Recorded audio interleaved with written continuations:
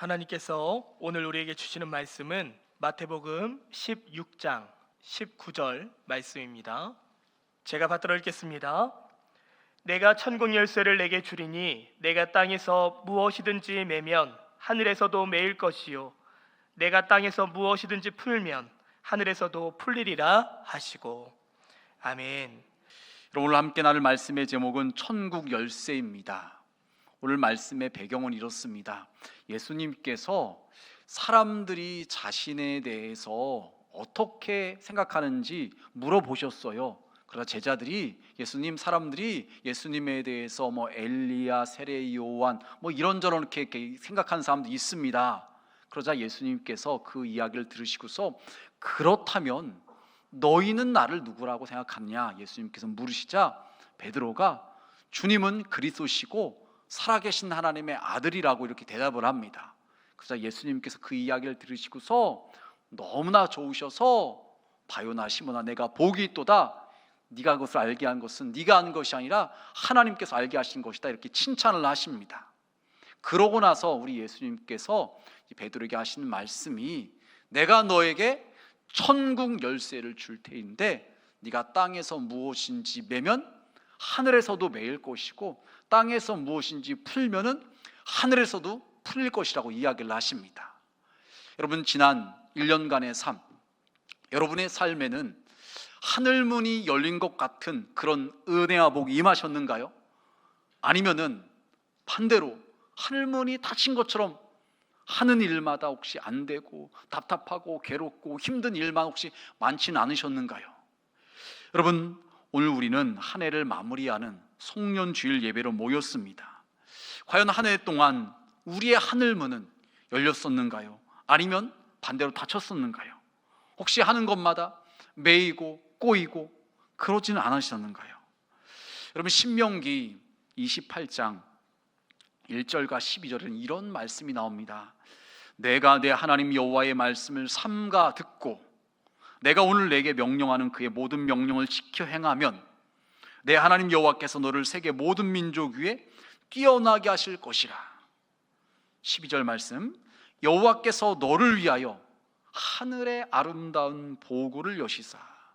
여러분, 하늘의 아름다운 보고를 현대인의 성경에서는 하늘문이라고 번역을 했습니다. 하늘문을 여시사 내 땅에 때를 따라 비를 내리시고 내 손으로 하는 모든 일에 복을 주시니 내가 많은 민족에게 꾸어줄지라도 너는 꾸지 아니할 것이요.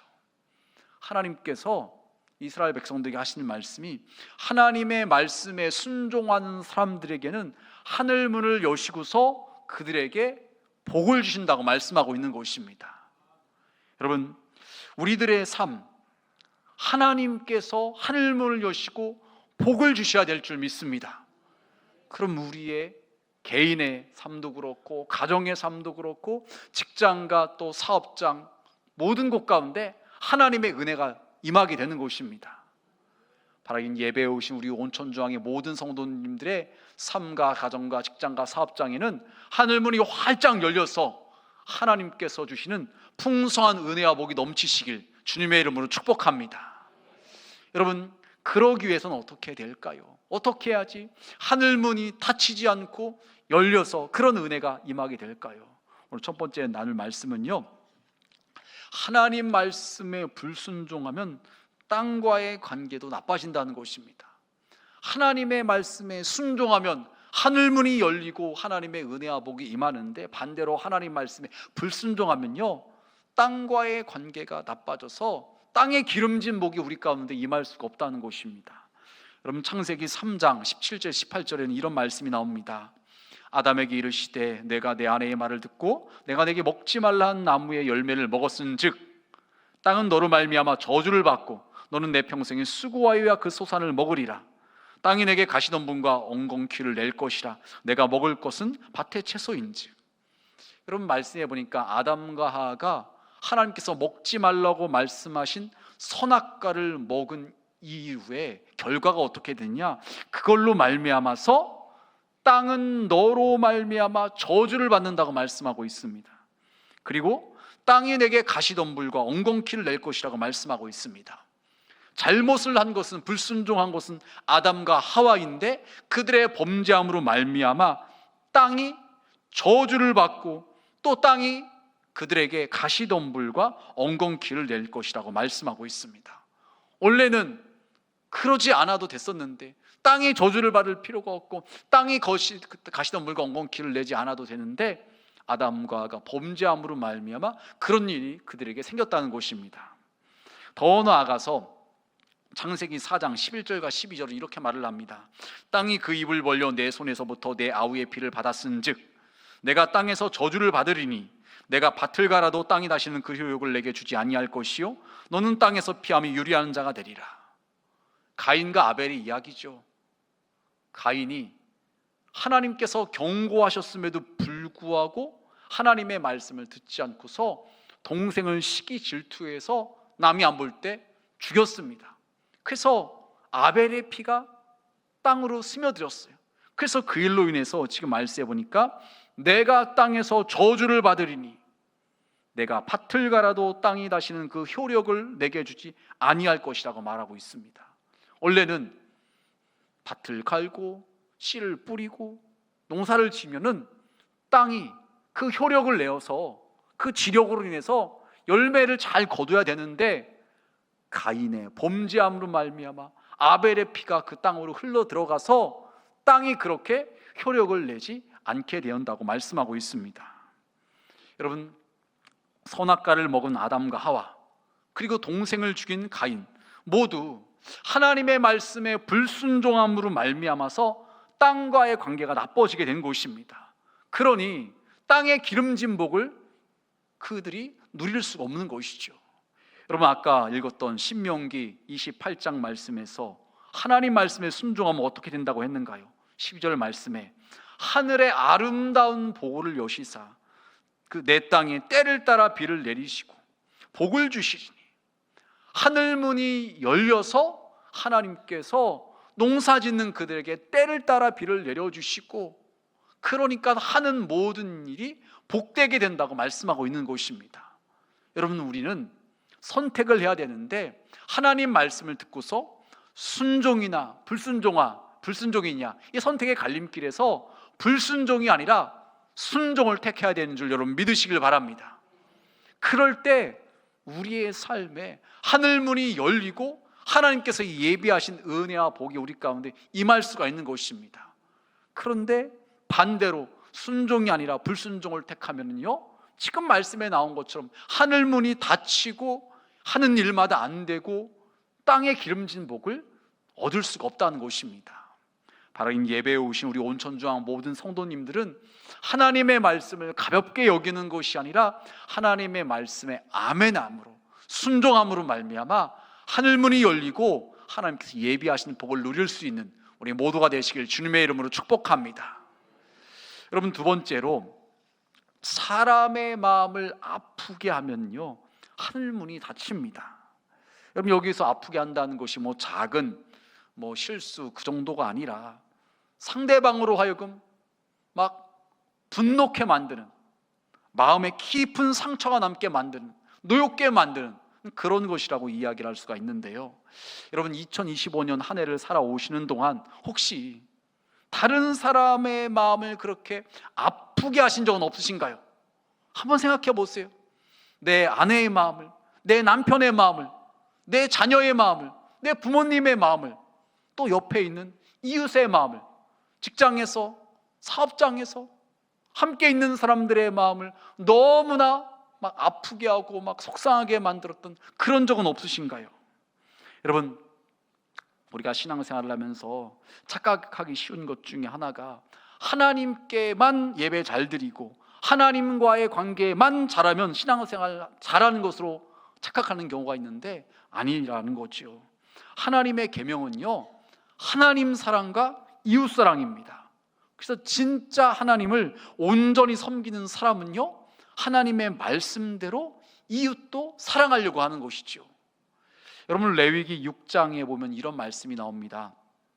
그 거짓 맹세한 모든 물건을 돌려보내되 곧 그 본래 물건의 5분의 1을 더하여 돌려보낼 것이니 그 죄가 드러나는 날에 그 임자에게 줄 것이요 그는 또 그 속건 제물을 여호와께 가져갈지니 곧 내가 지정한 가치대로 양떼 중 흠없는 순양을 속건 제물을 위하여 제사장에게로 끌고 갈 것이요. 그럼 이게 무슨 말씀이냐면요, 사람이 죄를 지었어요. 잘못을 했어요. 그런데 다른 누군가에게 손해를 끼치고 피해를 입혔습니다.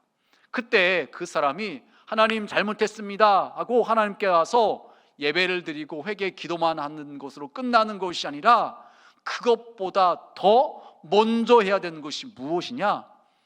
내가 누군가에게 상처를 줬으면, 피해를 입혔으면 그 사람에게 용서를 구하고 사과를 구하고, 지금 말씀해 보니까 5분의 1, 20%를 더해서 배상하라는 것이에요. 원금만 갚는 것이 아니라 20%를 더해서 갚으라고 말씀하고 있는 것입니다. 여러분, 이것이 구약의 5대 제사 중에 속건제만의 특징인 것이에요. 속건제는요, 희생 제물, 즉 하나님께 드리는 예물 이외에 다른 사람에게 피해를 입은 것에 대한 배상을 하라고 말씀하고 있는 것입니다.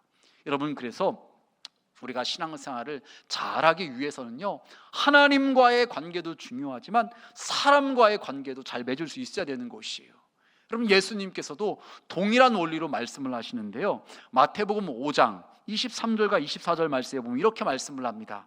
그러므로 예물을 제단에 드리려다가 거기서 내 형제에게 원방 들을 만한 일이 있는 것이 생각나거든 예물을 제단 앞에 두고 먼저 가서 형제와 화목하고 그 후에 와서 예물을 드리라. 하나님께 예배 드리려고 성전에 옵니다. 하나님께 기도하러 옵니다. 그런데 불현듯 마음에 생각나는 것이 있어요.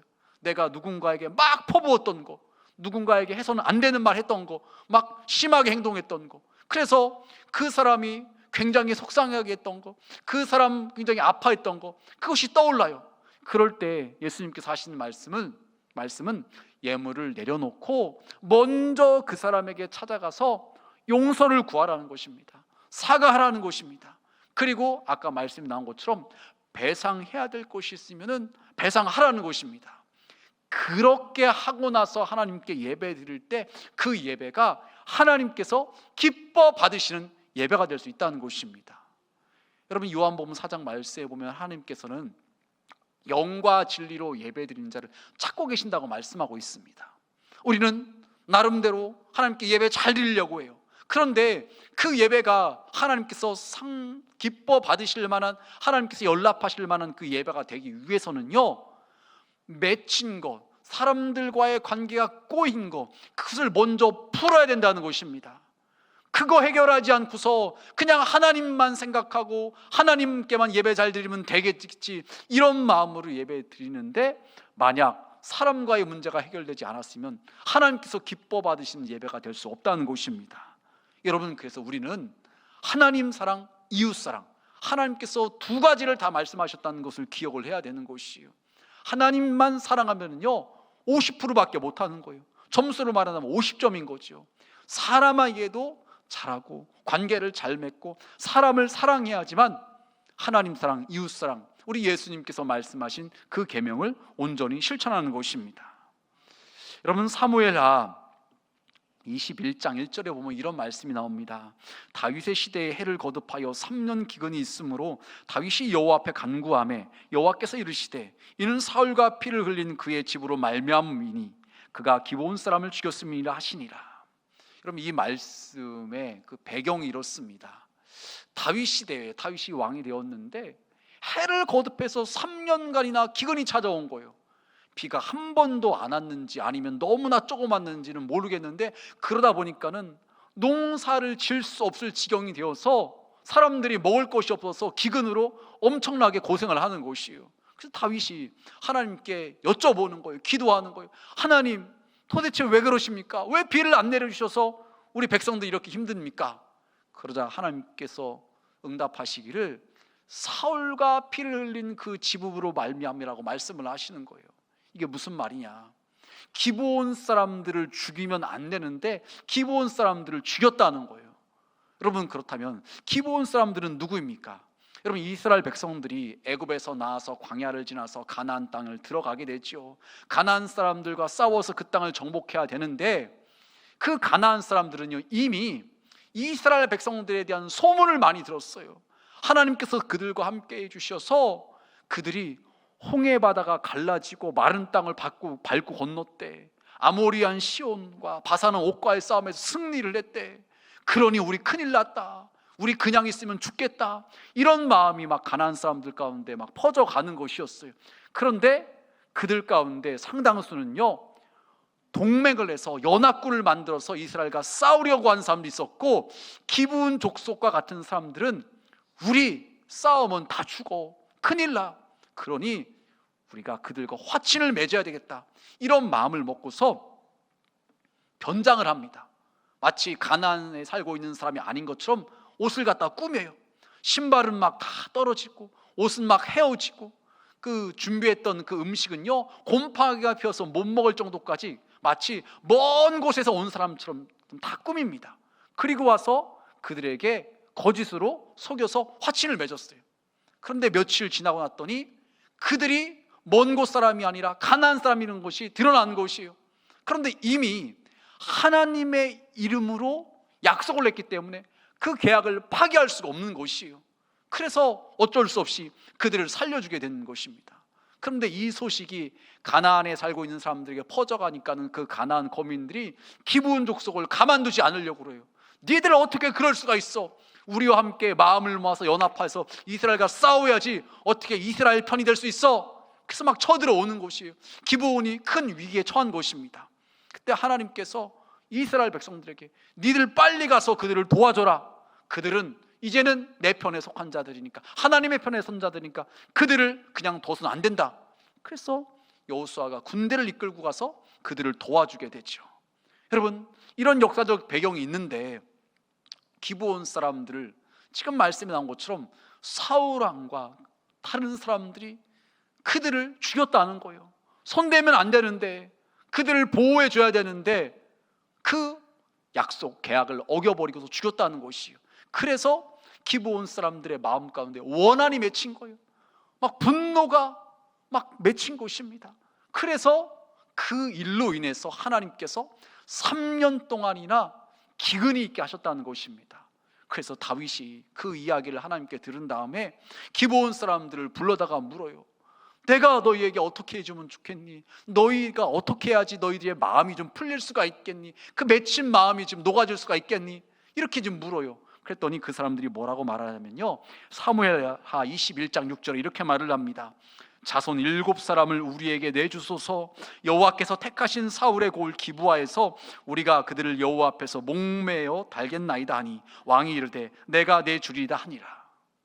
그들은 사울 왕 때문에 너무나 지금 분해 있었던 것입니다.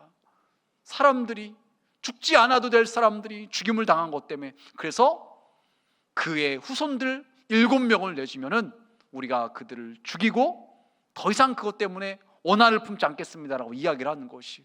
그래서 그렇게 했더니 비로소 하늘에서 비가 내리고 기근이 해결되었다는 것입니다.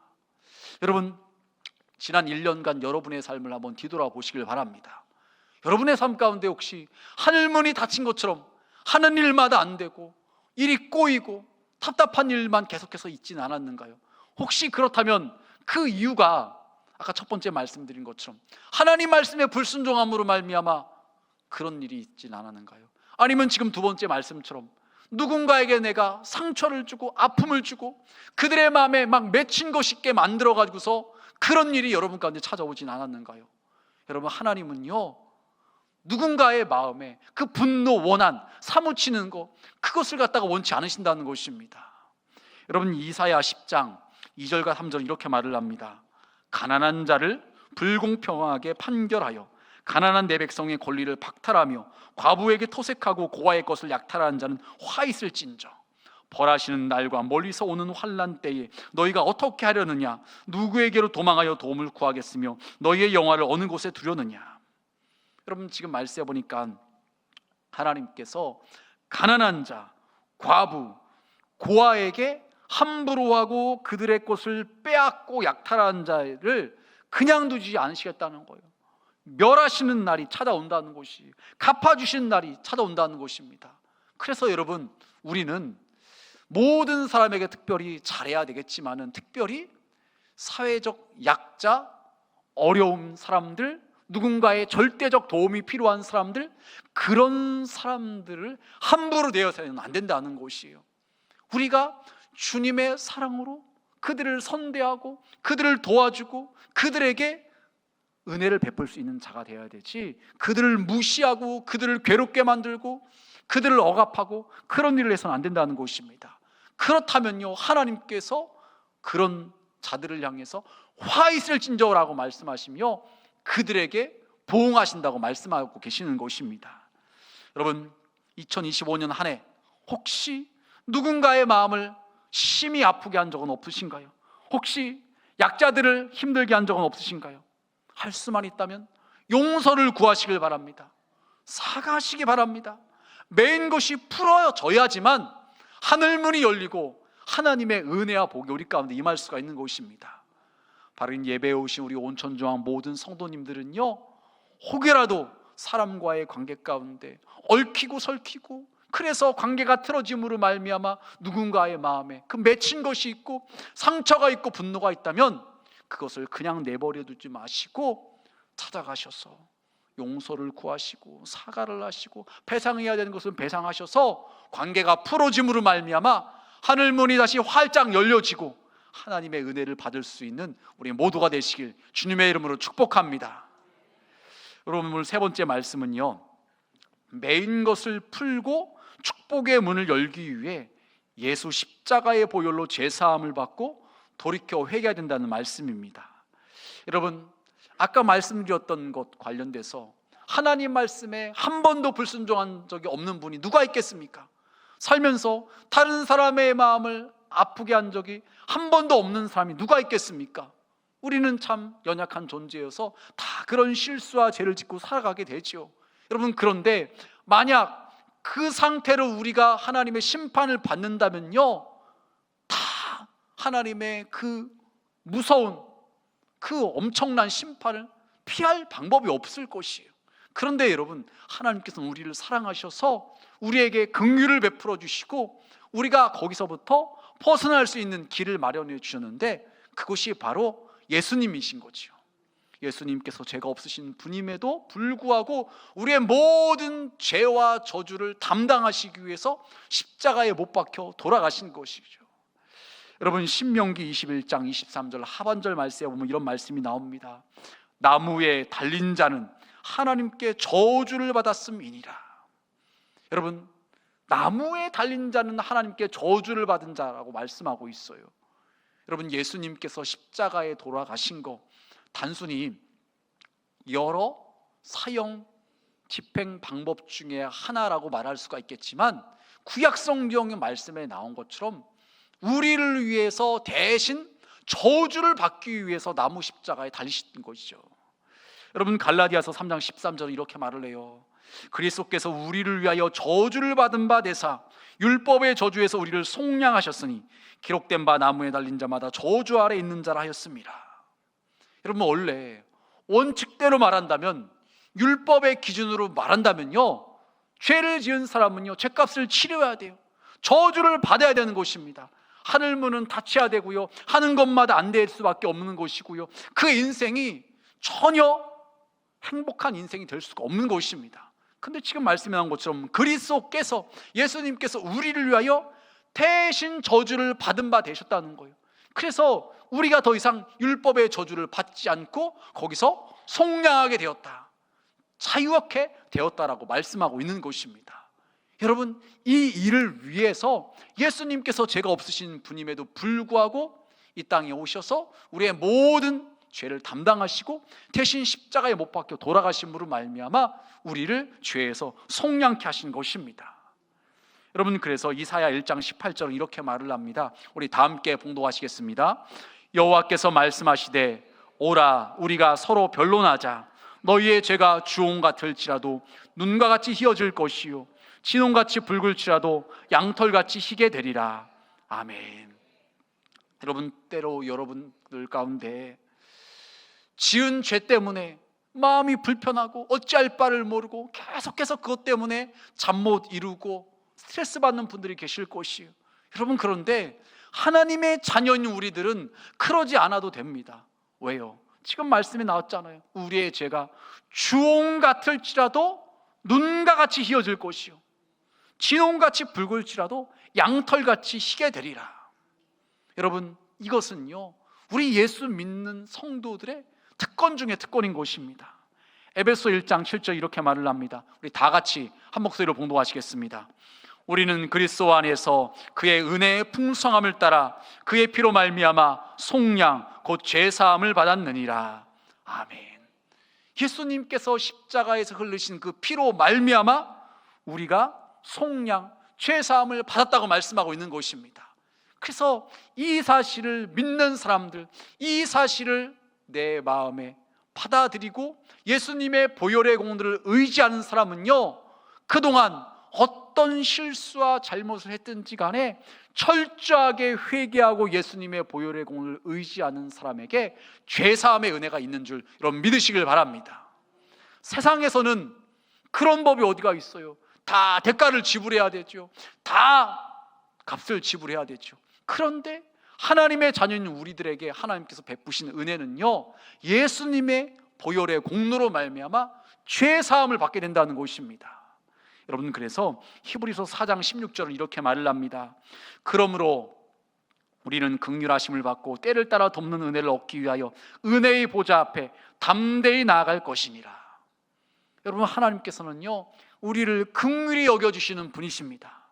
우리를 위해서 때를 따라 돕는 은혜를 베풀어 주시는 분이십니다. 그렇기 때문에 그 긍휼하심을 입고 때를 따라 은혜를 얻기 위해서 은혜의 보좌 앞에 담대히 나아가라는 것이에요. 여러분, 원래 구약시대로 말한다면 성소와 지성소 사이에 휘장이 쳐져 있어서 아무나 거기를 못 들어가요. 하나님께로 나아갈 수가 없어요. 대제사장만 1년에 한 번 대속죄일에 들어갈 수밖에 없었어요. 그런데 그 휘장이 예수님께서 십자가에 못 박혀 돌아가시는 그 순간 찢어졌습니다. 그래서 지성소로 향하는 곳이 열리게 되었습니다.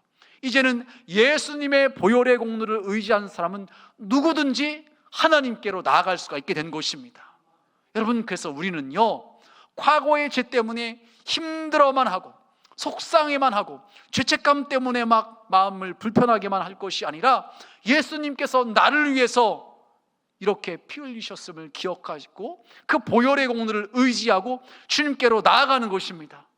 주님 보혈의 공로를 의지하는 자들에게 죄사함의 은혜가 임하는 것이고요 긍휼하심과 때를 따라 돕는 은혜가 임하게 되는 것입니다. 여러분, 말씀을 정리하겠습니다. 지난 1년 여러분 어떻게 살아오셨는가요? 참 바쁘게 열심히 살아오셨죠. 직장에서 또 학교에서 또 교회에서 많은 일들을 감당하셨죠. 여러분, 그런데 혹시 그렇게 나름대로 열심히 살아왔는데 그 삶 가운데 혹시 하늘문이 막힌 것 같은, 닫힌 것 같은 그런 모습으로 살아오지는 않으셨는가요? 그렇다면 우리는 다시 한번 우리 자신을 점검해 봐야 되는 것입니다. 내가 혹시라도 아담과 하와처럼, 가인처럼 하나님께서 말씀하셨음에도 불구하고 그 말씀에 불순종해서 내 삶이 이렇진 않은지, 아니면은 하나님께는 잘한다고 했는데 사람과의 관계 가운데서 상처를 주고 아픔을 줘서 그 사람이 내가 결코 가만두지 않을 거야 이렇게 막 맺힌 마음으로 상대방이 있어가지고서 그 마음에 막 원한이 쌓였을 정도로, 그래서 그런 일 때문에 하늘문이 닫힌 그런 삶을 살아오진 않았는지 여러분 한번 점검해 보시길 바랍니다. 그래서 혹이라도 그런 것이 생각나고 깨달아진다면요 오늘 세 번째 말씀처럼요 매인 것을 풀고 꼬인 것을 풀기 위해서요 예수님의 십자가 보혈의 공로를 의지하면서 철저하게 회개하는 것입니다. 하나님께 우리의 모든 죄를 고백하며 예수님의 보혈로서 씻음을 받는 것입니다. 그런데 그것만 끝나는 것이 아니라 아까 말씀드린 것처럼요 이웃에게 또 배우자에게 자녀에게 누군가에게 그렇게 상처를 주고 손해를 주는 것이 있다면 찾아가서 죄송했다고 용서를 구하고 사과를 하는 것입니다. 그리고 배상할 수 있는 것이 있다면 배상해야 된다면요 배상을 해야 되는 것입니다. 그럴 때 그 사람의 마음이 풀어질 수가 있다는 거죠. 그래서 닫힌 하늘문이 열리고 하나님의 은혜가 우리 가운데 임하게 될 수 있다는 것입니다. 바라기는 2025년을 마무리하는 우리 송년주일 예배에 오신 우리 모든 성도님들, 오늘 말씀을 마음에 기억하시고 송구 영신 예배 때까지 한번 여러분 자신을 다시 한번 점검해 보시길 바랍니다. 뒤돌아 보시길 바랍니다. 혹여라도 지난 1년 동안 내가 하나님 말씀에 불순종한 것은 없었는지, 누군가의 마음을 많이 아프게 한이 맺힐 정도로 그렇게 만든 그런 것은 없었는지, 그렇다면 예수님의 보혈의 공로를 의지하여서 철저하게 회개하시고 갚은 것은 갚고 용서를 구할 것은 용서하고 불순종했던 것은 순종함으로 말미암아 다시 한번 하늘문이 활짝 열려져서 하나님께서 예비하신 그 놀라운 은혜와 복을 누리며 살아갈 수 있는 우리 모든 성도들 다 되시길 주님의 이름으로 축복합니다.